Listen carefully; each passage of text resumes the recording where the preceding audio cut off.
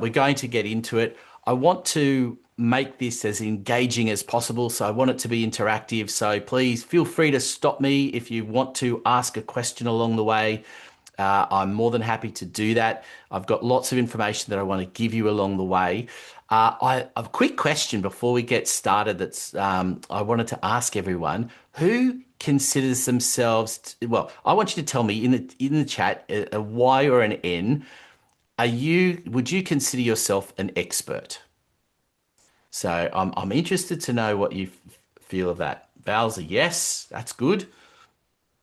Is everyone else? No, Shep. Okay, I'm gonna tell you what the answer to this question is in a minute. So we've got a few yeses. We've got Tony. You got a no as well. Okay, we've got a few no's. Marina, we were just speaking. I know you're not. I know you are an expert. Uh, no, an expert in your subject matter. Okay, so not an expert in podcasting, not expecting anyone to be an expert podcaster, but an expert in your area. So I'm going to tell you, for those of you that said no, I'm going to tell you without actually even having spoken to you, you are wrong. Okay, so answer this question for yourself as well. Do you have stories to tell about what it is that you do? Do you have your own insights? The answer must be yes, because even if you've had 2 minutes of experience in somewhere, you've got some insights, you've got some stories to tell. And those insights and stories are what makes you an expert, because your view has value. Now, it doesn't mean that everybody has to agree with you, but you've got a value. And that's what podcasting ultimately is going to allow you to do, is to express those things. So I want you to think of yourself as an expert. It's easy to kind of be shy and think, oh, I can't be up on stage and on lights and doing that. But the truth is, imagine this scenario. You're out on the weekend, you meet a whole bunch of people. Let's say you're going over to someone's place for a barbecue or a dinner party or something, and they bring a few other friends along that you haven't met before, and you have a chat. What do you do?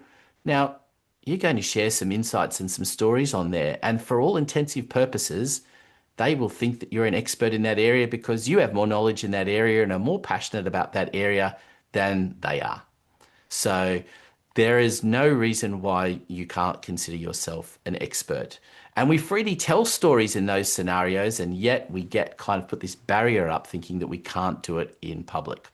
Well, let's go through the presentation today, and hopefully we can change your mind on some of these things, because I think you most definitely are all experts that are sitting here. So let me just click on here, go through. All right. We've already done this, where you're joining from, so we'll go past that.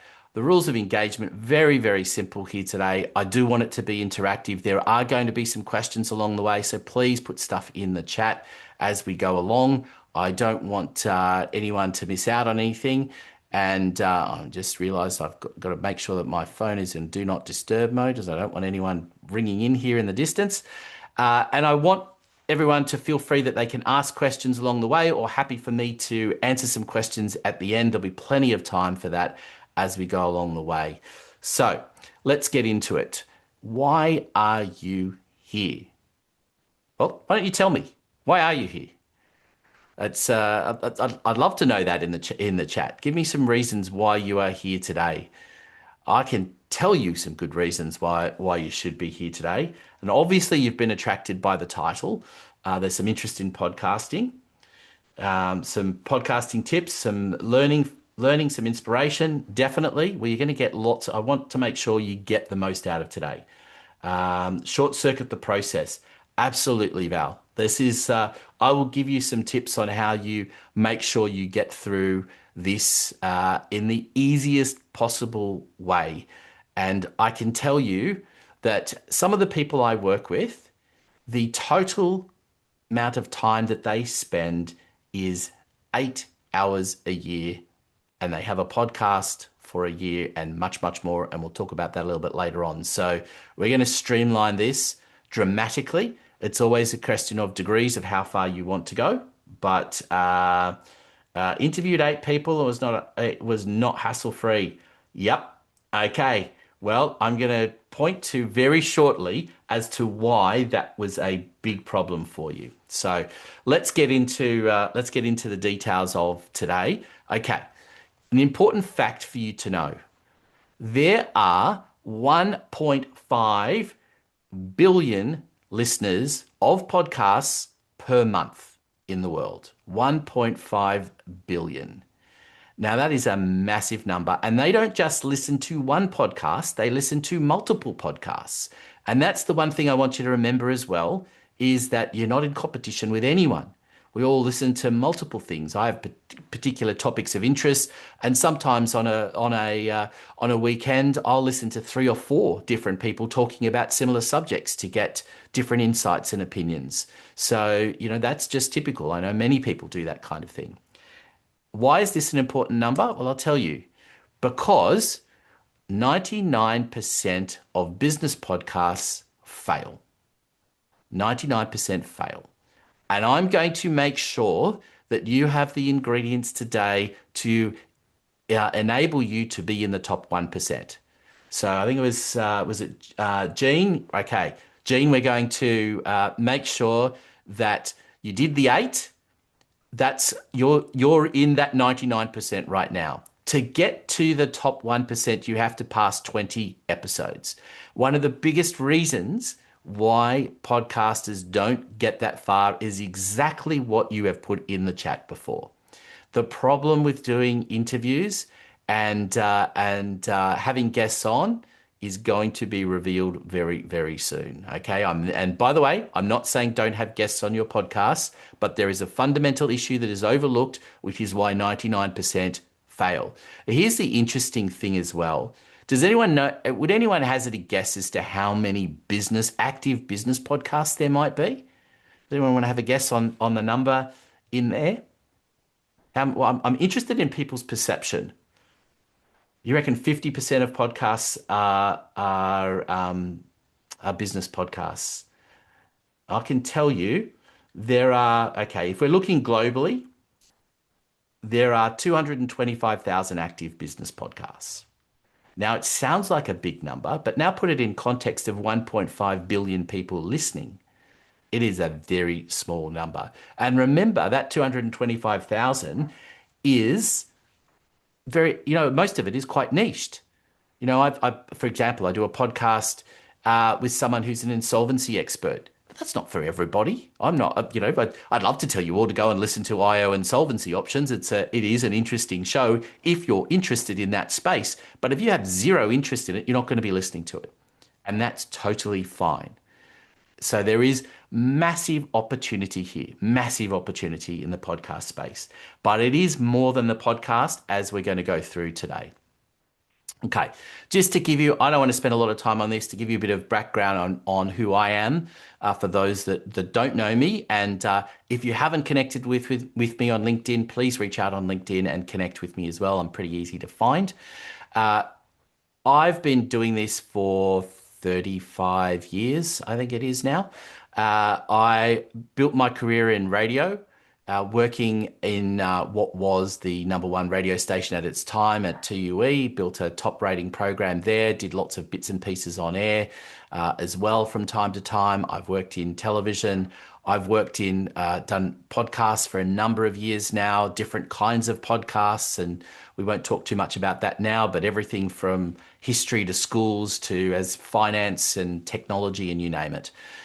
So I've got lots of podcasts that are out there, but I've been there and done that. I've worked, my business has just celebrated 15 years. So I've been doing this for a little while. I've done small business, I've done corporate, and I've done a lot of not-for-profit as well in different spaces. So I've got a broad knowledge across different areas. The biggest thing that I've done is build audiences. And that's the big thing that I was really proud of in those early days in TUE, that we went from, I think it was on average, 5 people talking every hour in a talkback program. That's pretty bloody boring, to be honest with you. 5 talkback callers in an hour, it's a stretch. To becoming the #1 program, not just at that time slot, but across the board, and became a national program as a result of it. Building an audience is what I do, and it's about engagement. And it's not just about the number of people that are listening. And we will talk about that in a little bit. Okay.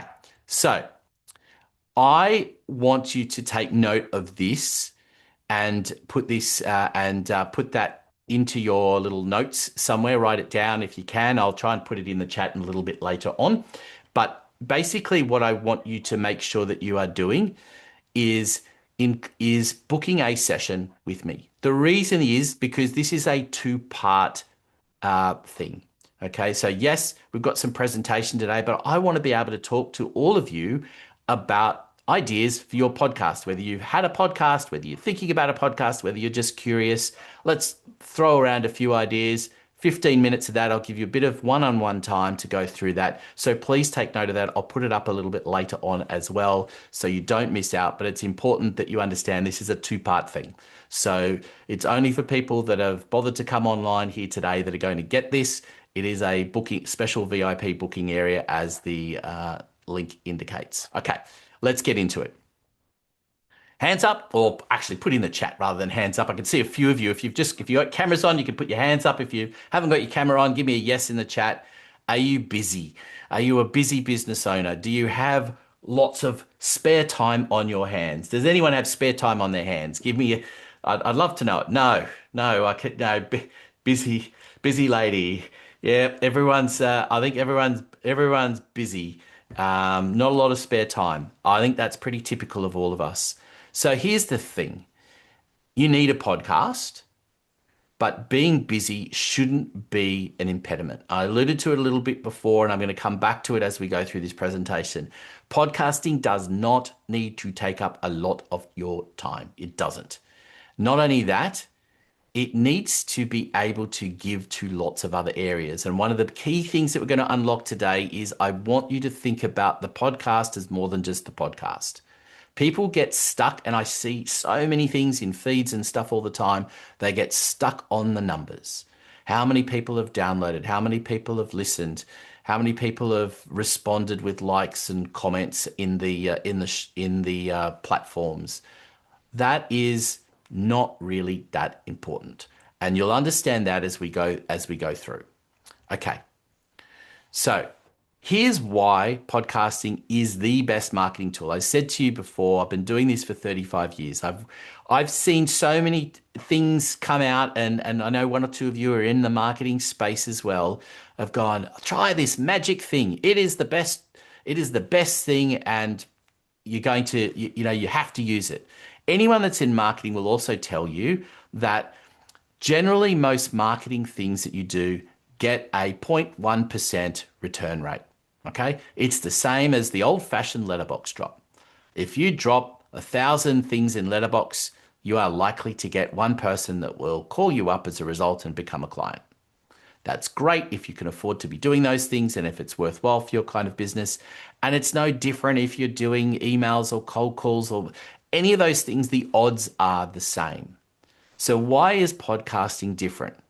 Because podcasting isn't just about the podcast. Podcasting is the only marketing tool that I have found that gives to other areas. And we're going to talk in a little bit about what I call the cascading effect.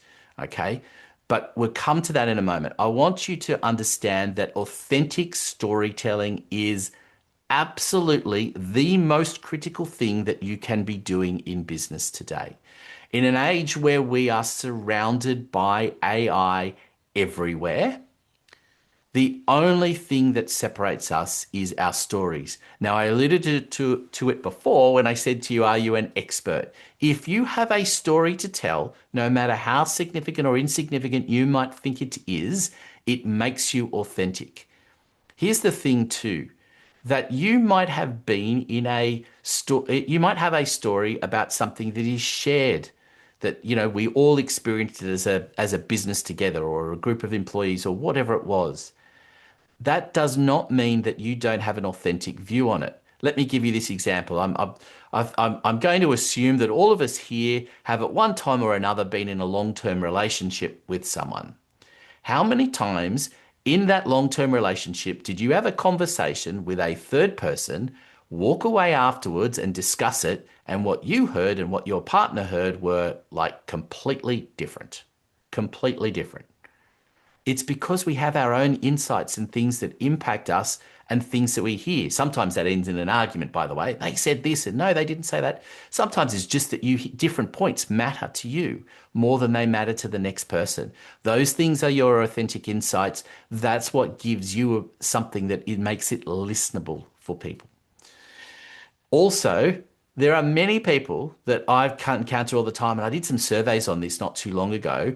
How many people think of themselves as a thought leader? What was interesting was that it was about 80% thought they were a thought leader, but nearly all of them had no audience to give that thought leadership to. You are not a thought leader unless you have an audience that is beyond your immediate employees. If you think you're a thought leader because the 3 or 4 or 5 or 10 people or whatever it is that work with you look up to you and think you're a thought leader, then you're not a thought leader because you need to be going public with it.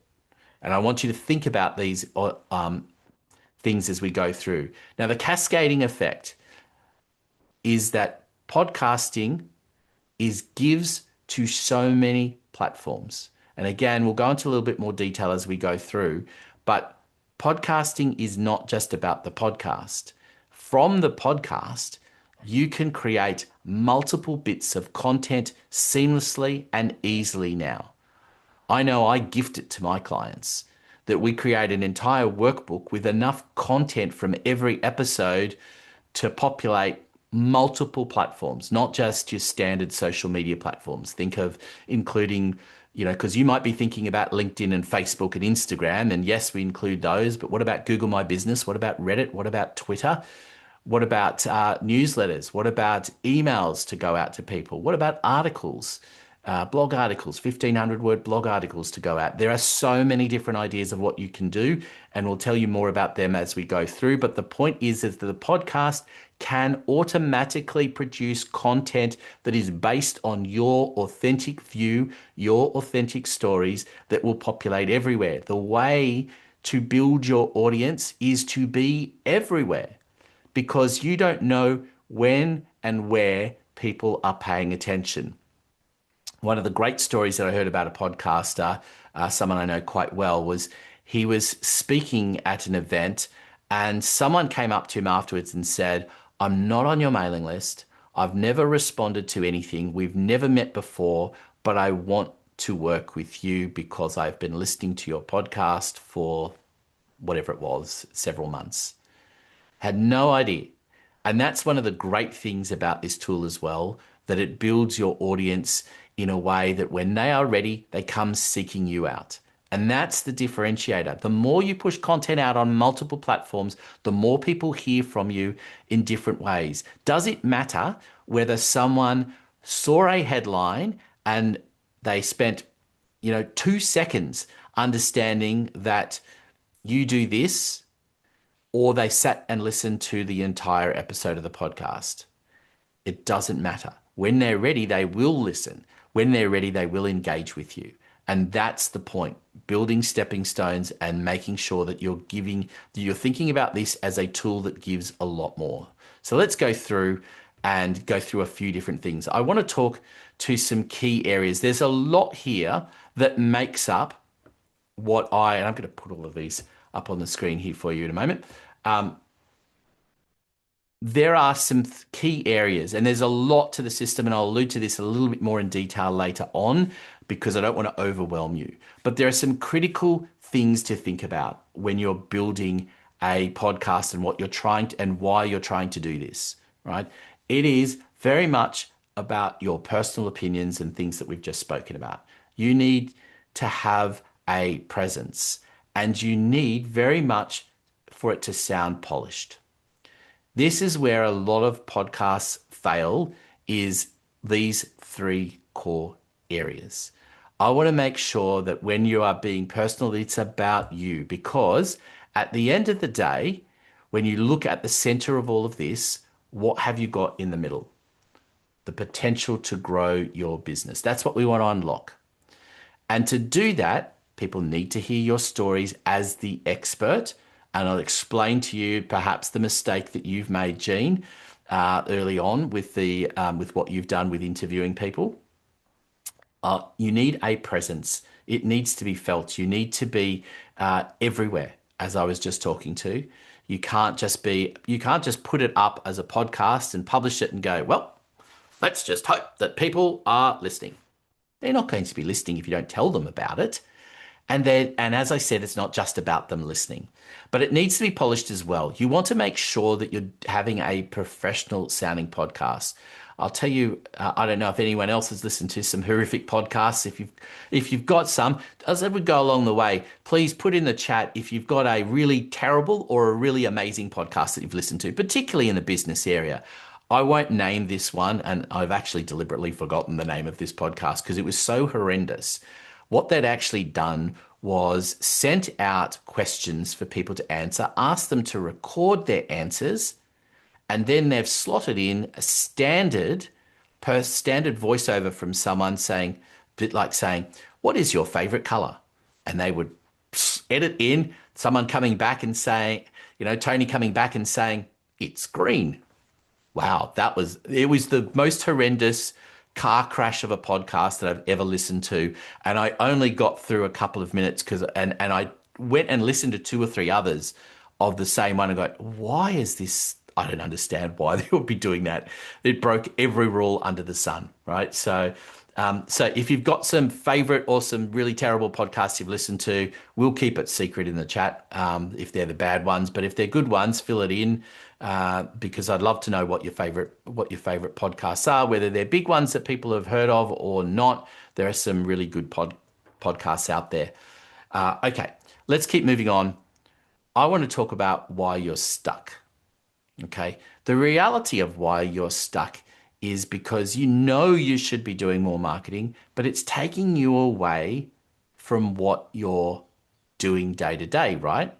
We're all in this. Again, I want you to think about what is it that brings you joy in what you do? What did you sign up for? What is the big thing that you did? If you're an accountant, it's because you love working with numbers and you love, you might love the interaction part or different parts of accounting, but at the end of the day, it's that idea of accounting, which is what brings you joy. So asking you to be a podcaster, I get it, can be hard. There is a little bit of, to some people it's scary, and to some people it's a little bit of, oh, wow, this is a shiny new thing and this could be fun. And it is fun, but you want to make sure you're not taking it away from what your core job is. So I want you to remember this, and you've probably seen this phrase many times in the past, but here's the truth. Wherever you are in your business now has been great. It's got you to a certain point. But if you want to get to the next level, more people need to know about you. Who would prefer it if instead of you looking out and asking people, hey, look at me, look at me, look at me, and saying, I want your business, finding different ways of generating leads, would prefer if people were just knocking on your door and saying, I heard your podcast, I saw your posts, I read your article, I read your email newsletter, any number of those different options and many more, and looking for you instead. That'd be pretty cool, right? Well, the activities that you're doing now is not making that happen. You need the podcast and all of the things that come with it in order to turn that around. You need to be able to have this situation where people are finding you. So I want to make sure as well that what we're getting out of today is that it's one thing to give you this idea, but you need the intent to actually move forward. You need to actually want to go to the next level. So let's talk about what the plan will be. Let's just get into that straight away. It is very simple in many respects, okay? You need a strategy. You need to launch it. You need the cascading effect that we talked about. And ultimately, you need to keep building till you get to the point where you become iconic. Sounds simple. Well, it is and can be relatively simple. That's why I put it in this particular way. Yes, there are lots of things and bits and pieces you can think about, but it just needs to be this kind of intent to move forward in this direction. How long does it take to become iconic? Well, I would say the average is about 3 years. Does that mean you have to commit right now to a 3 year podcast? No. We all have things that come up and changes that happen, but you have to commit to at least 12 months. Anyone that commits to less than 12 months with a podcast is going to end up in the 99%. I don't want that for you. So we're going to talk about how to make it simple as we go through. I can tell you the strategy behind it and all of the things that come along with that are things that I work with people on all the time. You don't need to go these things alone, and that's one of the important messages I want you to get out of today. Don't go it alone. Here's a big tip for you. And I was talking about this someone the other day who was complaining about the same idea in a completely different space to what I'm in. You have right now in your pocket the most powerful camera that you have ever owned. Unless you are a budding photographer, it is probably the most powerful camera that you've ever owned. You probably on average have about 10,000 photos sitting on your phone right now, or that you've collected and downloaded somewhere. Of those 10,000 photos, how many stack up against a professional? You may have fluked one or two, right? There may be one or two that you could put up and go, I'm really proud of that photo. That was amazing. But you fluked it because let's face it, we're not professional photographers. I'm certainly not. And my kids keep telling me I take lousy photos of everyone. So, it's one of those things where you don't feel as though you have to do all of this alone. Just because you can doesn't mean you should. So the biggest lesson that I want you to get out of today as well is that you need to think about a production partner in all of this. And there's lots of reasons why that will be the case, and it'll become obvious as we go through. So we're going to look at the problem here. So what I want you to do is I'm going to give a series of questions here, and I'm going to ask you to give a red, orange, or yellow, green answer to each of these questions. I'd love you to keep a note of it for yourself, but as we go through, and we'll put 3 questions up at a time as we're going through, I want you to then put them in the chat so I know where everyone's at, okay? Do you have a systemized way to talk to and educate your networks every day? So that's the first one, red, yellow, or green. Just keep a note of that, okay? Do you have a regular platform where you are asked to tell memorable stories designed to engage your audience? Give you a bit of a tip. If you're not podcasting regularly, you probably don't have that platform. So give us the red, yellow, or green on that one. And then here's the third one, and then I want to see some in the chat, please. Do you have a way to engage with people so they get to know the way you think and the value you offer before they ever reach out to meet you? Because this is the cool thing, right? Is that when you have a podcast, people know more about you. Yep, we've got lots of reds here. Yep, okay. We're getting some, I think we're pretty much in the red for people here. So it's good. Keep them coming in the chat. Don't be afraid. It's good to know where everyone's at. All right, well, let's move on to the next series of questions. Okay. Do you have a systemized way to regularly provide, we've got a green here, Val, well done. I'm good to see that there's a green there for one of them. And I think there'll be a few greens as we go through. So this is good. All right. Do you have a systemized way to regularly provide something valuable to people and collect their information? It's one of the cool things as well about a podcast. You remember the days when when people would tell you, write an ebook and then make it so people can download it. Well, the great thing about a podcast is it does it for you. You don't have to worry about writing it. It does it for you. And you've got an example of a great thing that people can download and get some information from you without you ever having to do much with them.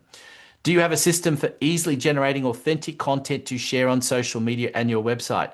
Here's the thing about social media. And tell me if I'm wrong, anyone. I welcome you to tell me if I'm wrong. The average time that it takes for people to post. So here's what happens.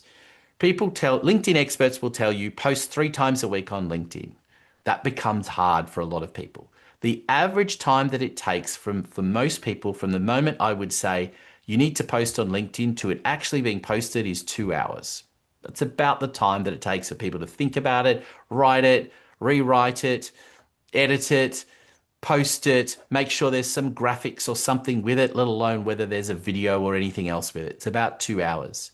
Multiply that to, if you now spend post twice a week, that's 4 hours of your time a week, half a day of your time a week, just posting on LinkedIn. That is absolutely ridiculous and crazy. I've done it. And you sit back and you go, why am I doing that? Like, surely there's a better way to do it. That's what we're going to unlock with all of this as well. So, do you have a simple way to generate and publish fresh content to all of those platforms? If you don't have a podcast, the answer is going to be no. And even if you have a podcast, do you know how to publish to all of those platforms? So, we're going to get we've got some couple of yeses in here. That's great, Gordon. And we've got some greens, which is good that we're getting some greens along the way with a few things.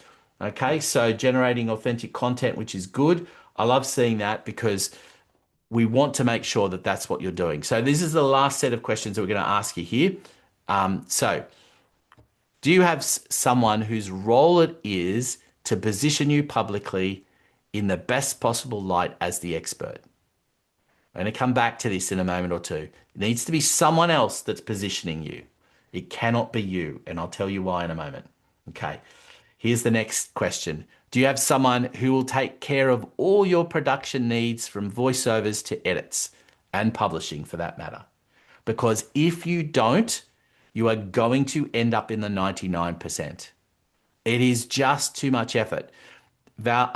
Gene, I know you've published a few podcasts. Here's the thing. The average for a 20-minute, half an hour podcast is that from the moment you start planning it to when it's published is, even for a professional, is about 6 hours of time. That's a lot of time. And if you're putting out a podcast every 2 weeks, and you want to do things around it, you can be spending on average 1 to 1.5 days every fortnight on just putting the podcast out and telling people about it. Like, that's crazy. There is a better way to do that. Okay, and lastly here, do you know how to use all the equipment, software, and tools to produce a podcast? This is the fun part. There are a lot of tools, guys. There are a lot. There are tools that will do the recording. There are tools to do the editing and different levels of those. There are tools to do the publishing as well. There are lots of things to be thinking about, and it ain't straightforward. I still struggle with getting my head around some of those things as well. Okay. You need someone to make you the expert, and that's great. If Paula, if you've got someone else that is in the role to make you an expert, I think that is amazing, and I'd love to talk to you more about that later on as well. See how that is working for you. Okay, so I'm going to show you. I'm going to come back to some of those things in a moment, but I'm going to show you what success looks like, because you need to be positioned as the expert. You need this to be time efficient. You need to not worry about any of the tech. And you need to not be worrying about managing outsourced support. Here's the thing, and we've all done this in business at one time or another. We've gone, let's grab a bunch of different resources. I know, for example, I was managing a web team for a long time. I'm not a web person, right? And I was managing that as a subset of my business. And I went, this is absolutely crazy. The amount of time that I was spending on managing that team was huge. Didn't make any sense in business at all. The podcast can also not make sense if you think, I'm going to grab this person to do this person to do that, and this person to do that. It needs to be someone that's just taking the whole thing off your plate and managing it for you, so you just have to worry about the fact that it's happened. Here's the thing. I want to talk to you about this expert business because I think it's time we've alluded to this a few times during it.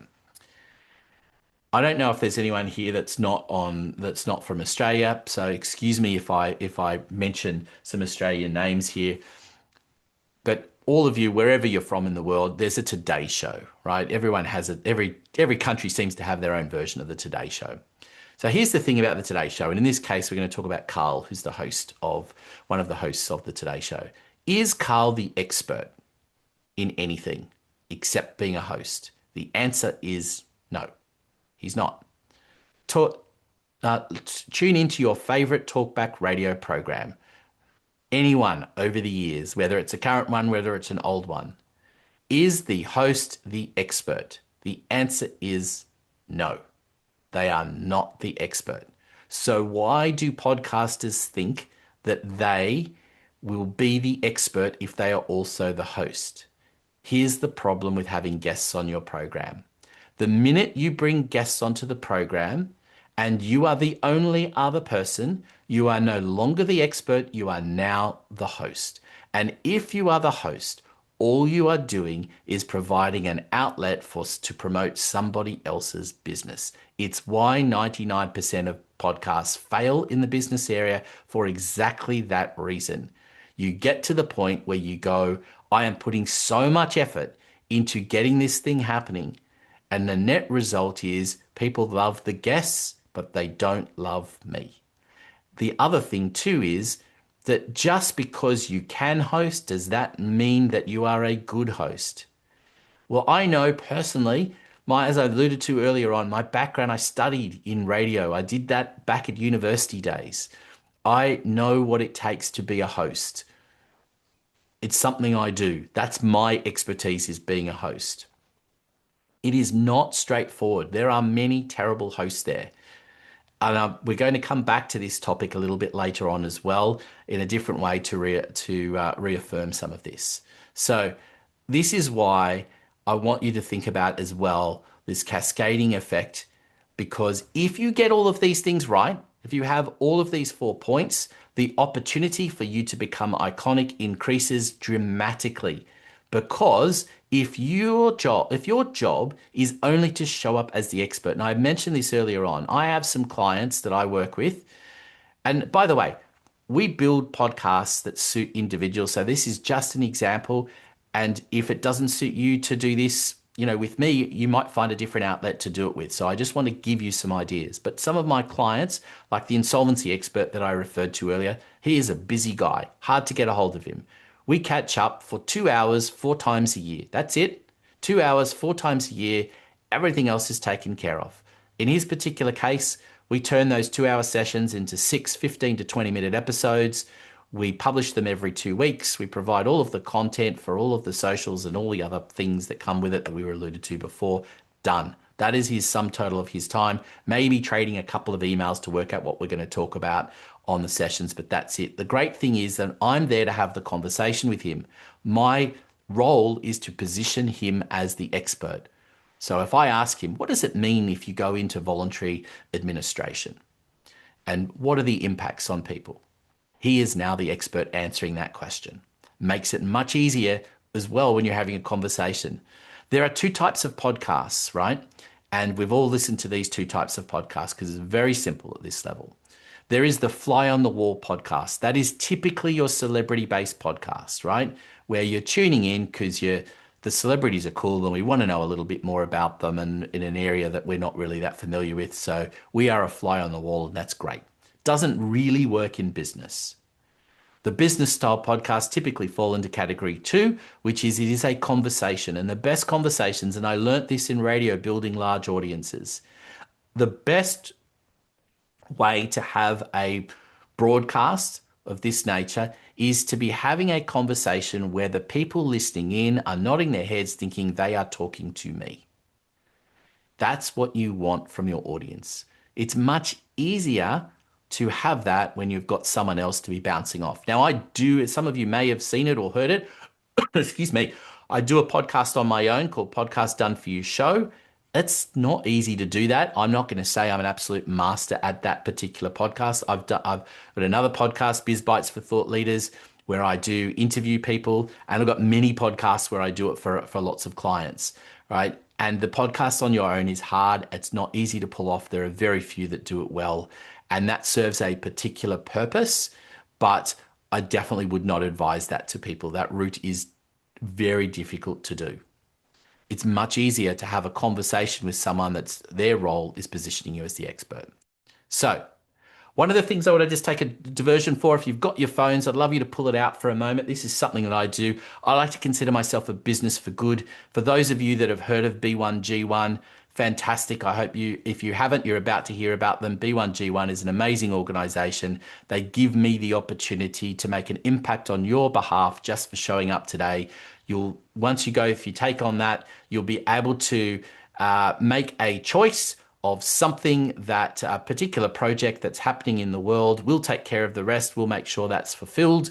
And there are different project choices in there. So I hope that you've all had a chance to do that, because I want to move on to the other important things that we've got in this presentation. I want to leave some time uh, um, as well. Now, Paula, talking to self should be easy. Yes, it should be, but it's not. Yes, and sponsors are always good as well. But we'll come back to sponsorship in a little bit later on. But this is a B1G1, definitely a great organization. If you haven't heard of them and you want an introduction to B1G1, please hit me up later on, because I'd be more than happy to introduce you to them. They do some amazing stuff. I've been lucky enough to know the founder of B1G1, which is a very big organization around the world. I've known him for a long time, been a mentor of mine, so I'm more than happy to put you in touch with them. Okay, let's move on, because I want to build your podcast system and I want to get into it. I'm not going to talk to all of these areas right now. It's just too many things to talk to. But this is just a snapshot of some of the things that you need to think about when building your podcast. It's why you need a production partner. Because if you are thinking about all of these things, it is, as I said, going to be taking up probably on average, a day to a day and a half every time you're putting out a podcast. It's a lot, right? I still think the podcast is the best tool, and everyone here today should be having a podcast. The question is, who should be doing it? Okay, so lots of different areas to position you ultimately as the expert and to take care of all of the production and all of the different things that come out of it. You should not have to worry about anything other than coming over and giving your expertise. The good thing too, by the way, as well, just another little side note tip is, you don't have to do these things in person. Do not be swayed by, oh, someone's got a podcast studio, I'm going to go and record there. Great as it is, it's a lot of money, a lot more effort, and not really worth the value to the majority of people. So, if you've got easy access to it, fantastic, but I wouldn't be spending the time or the effort on doing it when you can do things online. Okay. Anyone got any big takeaways they want to put in the chat so far while I take a sip of tea? Anything that people have taken out of this that's made them stop and think? Put that in the chat. I can see some of you thinking away on things. Building the right team? Absolutely, Gene. It is really important, and I don't want to knock you down for having done 8 episodes. Kudos to you for doing that with there, but I'm hazarding a guess that you are not the expert in that show. And if you're not the expert in that show, then why do the show? Now, I've done podcasts where we bring guests on and the guests are fine. There's no reason why you shouldn't have a guest on. But the key is having a host in there that will turn around and say to you, hey, Gene, I love your opinion on this because you're also an expert in this area. There are also many other good reasons why having a co-host is a really good thing, because one of the things that we do, and this is where a lot of mistakes happen in podcasts, we have a conversation with someone else who's an expert, and we forget who the audience is, and the audience don't know all the things that you know. So acronyms are the biggest thing, right? Where we all have, each of our industries has acronyms, and we drop those acronyms assuming that the audience knows what it is. You need someone else to pull you up and say, hey, can we just stop for a moment and can you just explain what this is? That also positions you as the expert. It also doesn't isolate your audience. Little things like that make a huge difference. So, yep, the amount of work involved and how to cover that. Well, Gordon, I think the key is, as we'll go through this, is that if the podcast represents value for money. So we talked about it earlier on about LinkedIn as the example and the 2-hour time slot. Now I want you to do this calculation. All of you should be being paid about $500 an hour. Now, maybe that's not true for all of you. Let's just make it simple and say you're getting half that. Whether you're a consultant or a professional service fee, whatever it might be, let's just say it's $250 an hour. If you're posting twice a week and it takes you 4 hours to do those 2 posts, that's $1,000 a week, $52,000 a year of your time being spent on a podcast. I can tell you, having a production partner does not cost anywhere near $52,000 a year. And you get more than the 2 LinkedIn posts out of it. You get multiple posts on multiple platforms all done for you so you don't have to think about it for a whole lot less than $52,000. Plus, you get all that time back that now allows you to be focusing on getting more clients and even more so on doing the things that you absolutely love in the business. So these are really important things to think about, is to contextualize all of this stuff. That don't think about it saying it's another expense. It's actually saving you money. It's actually going to save you money, save you time, and ultimately also going to create opportunities for so many more new things to happen in your business as a result. So here's the thing that I want you to make sure that you're doing in the plan. I'm going to come back and put it on screen a little bit to book your revision session, review session, I should say, talk about your podcast ideas. Ultimately, what we're going to do is then we can create a podcast plan for you, prepare your podcast, launch your podcast. Now, whether you do that with me, whether you do that with someone else, these are the simple steps that you need to follow. And you need to keep it that simple. Don't get overwhelmed by it. Please do not spend a whole bunch of time. Like, I've got a recommendation sheet and I'm happy to share it with anyone. I can tell you what platforms to use, but I can also tell you they drive me nuts as well. I have a team particularly one or two people who do, in fact, 3 people who do editing for me. They are geniuses in that area. I can edit. I've been around this a long time. I've been, back in my university tales. Who remembers reel-to-reel tape? Right? I was editing reel-to-reel tape where you'd literally splice it with a knife and then get tape to join those two things together. I've been there and I've done that. But these guys are professionals at what they do. They make me sound even better than I could possibly imagine, because that's why I have them as part of my team, because that's what their focus is. You don't need to worry about all of the tools that are out there, because it will do your head in. And they're constantly changing and adapting. And if it's not your day-to-day, you're not going to love it. So production partner is a big absolute must for you. Okay, I want to talk to you about these people. Does anyone know who these people are? Has anyone give me some ideas? You can either take yourself off mute or quickly put it in the chat. I'd love to see if you know who each of these people are. They're quite well-known podcasters. In fact, I'd argue they're the best-known podcasters. Yep, Brene Brown on the right. You've got that one. Okay, so let's go through them. The first one is Steve Bartlett, Diary of a CEO. Yep, one of the best business podcasts that are around.